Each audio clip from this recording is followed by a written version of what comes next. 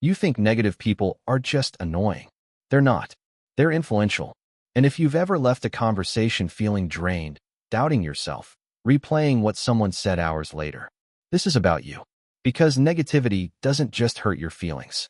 It rewires your perception. Psychologists have quietly observed something unsettling. Emotions are contagious. Not metaphorically, neurologically. Your brain mirrors the emotional state of the people around you, without asking permission. So when someone constantly complains, your brain practices complaining. When someone constantly criticizes, your brain scans for flaws. You think you're just listening, but your nervous system is adapting. And this is what nobody explains. Repeated exposure to negativity changes what you notice.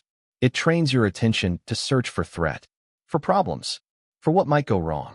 At first, it feels like awareness, like realism. But here's where it gets dangerous. Your mind starts assuming the worst before evidence appears. You hesitate more. You doubt faster. You shrink subtly, not because you're weak, but because your environment taught your brain that safety requires caution. Research keeps revealing a pattern. People surrounded by chronic negativity show higher stress markers, higher cortisol, lower creative output, less risk tolerance. It's not just emotional. It's biological. And if you're constantly around someone who says, "That won't work," be careful. Don't get your hopes up. Your brain slowly lowers its expectations too. This is the part most people miss. Negative people rarely attack your dreams directly. They inject small doses of doubt, consistently, subtly, until your ambition feels unrealistic, until your excitement feels naive, until your confidence feels arrogant. And then something shifts inside you. You stop sharing ideas. You downplay your wins. You edit your personality to avoid criticism. You call it maturity, but it's contraction. High performers consistently show one protective behavior. They guard their mental environment, not because they're sensitive, because they understand conditioning. If you plant yourself in toxic soil, even strong roots struggle. And here's the uncomfortable truth. You become the emotional average of the people you tolerate. Not immediately, gradually. Their fears become your caution.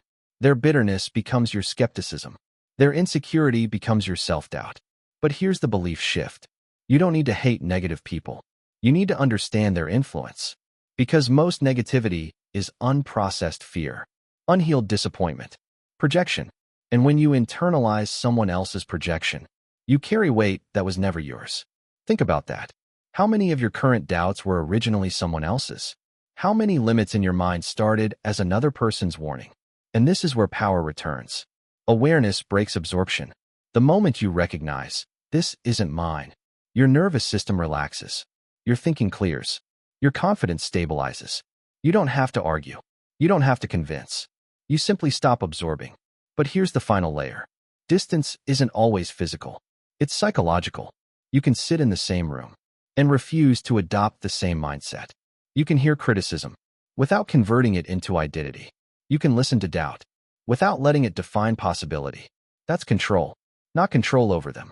Control over what enters you. Because negativity only shapes you when it goes unexamined. And once you see the pattern, you stop blaming yourself for feeling smaller. You realize you were adapting. Now you choose differently. You protect your optimism like an asset. You filter input like strategy. You select environments that expand you. And slowly, energy returns. Ideas return. Courage returns. Not because the what are already changed, but because you stopped letting someone else's fear script your reality. So the next time you feel drained after a conversation, don't ignore it. Study it. Because your energy is feedback. And people who understand feedback design better environments. Protect your mind. Not everyone deserves access to it. If this changed how you see people, subscribe for more psychology insights and share this video.